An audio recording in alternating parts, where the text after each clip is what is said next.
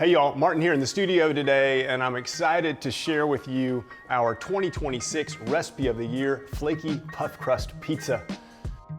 Recipe of the Year is an annual pilgrimage where all of us, from top to bottom, side to side, people from every team put their efforts together to bake the best that we can and put it into a single product. And this year, we've got this delicious pizza, which in many ways breaks the category. But we've also got a special behind-the-scenes look into our test kitchen. We'll talk to the developers and we'll see what went into this incredible process. Join me for the video. The recipe link is right down there in the description. This is our Flaky Puff Crust Pizza. Recipe of the Year 2026 is finally done. It's wrapped. It's been a long road, and I know you made many pizzas along the way. How many did you make? Upwards of 70. 70 pizzas, okay. In the test kitchen, not with these beauties, but team effort. yes, total team effort, but upwards of 70. What's going on in here? We are making pizza, and it's for a meeting, but it's a top secret meeting, and a top secret pizza.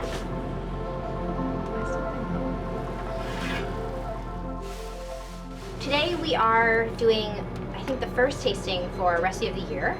And Recipe of the Year is one of our hallmark campaigns. And the first part of Recipe of the Year is figuring out what the category is going to be. So is it going to be cake or cookies or pizza? So today we are making some like concept pizzas to try to see if people can get excited around this idea. And then we will refine the recipe from there. So this is really like the very first stage. We've got 2 different types of cheeses, and we've got a portion of pepperoni on each pizza. We're trying to cover all the variables in 2 bakes. Sarah and I knew at that point, we were like, this isn't the pizza we want to present Right. to the group. This isn't anywhere close to final, but here we are. Yeah, we did one version with double zero and one version with AP. This is the weeknight white from the book.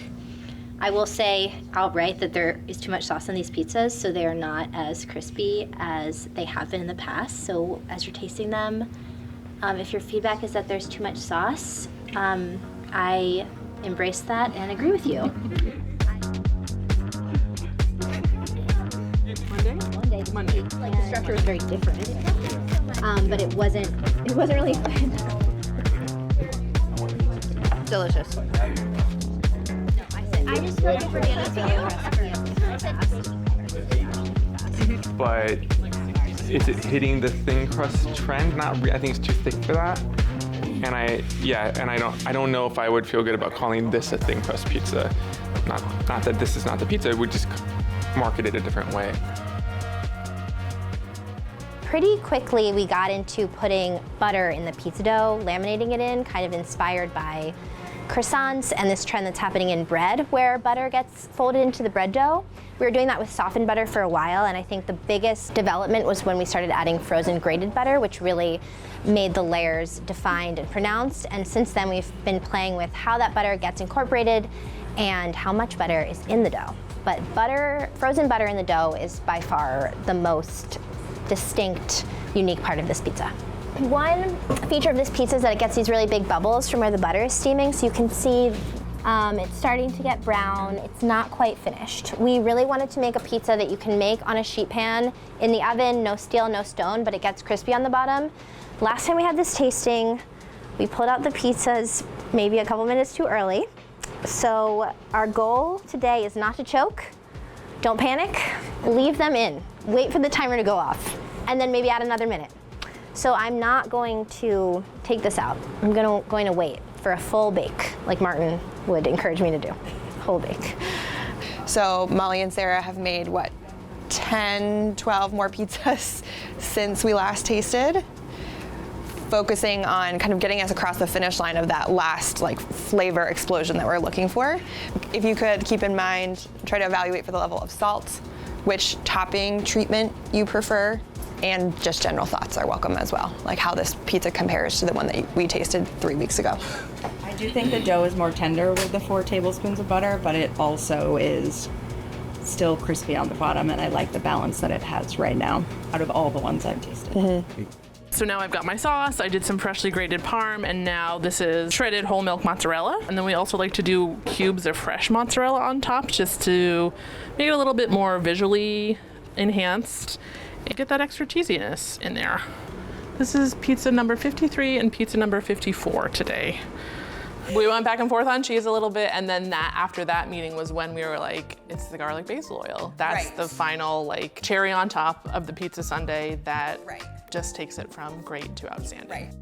So we want all of the bakers, people who know and follow us and people who don't know about us, to make this recipe, share their experience baking it, make it their own as well. So it's really a celebration all year long of this one recipe.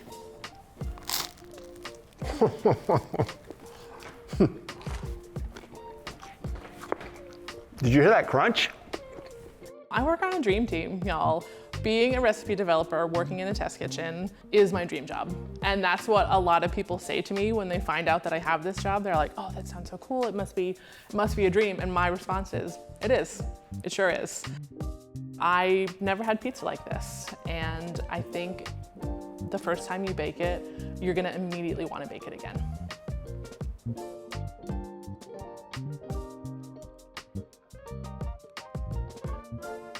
Yeah, let me see if you can hear it again. Check this out.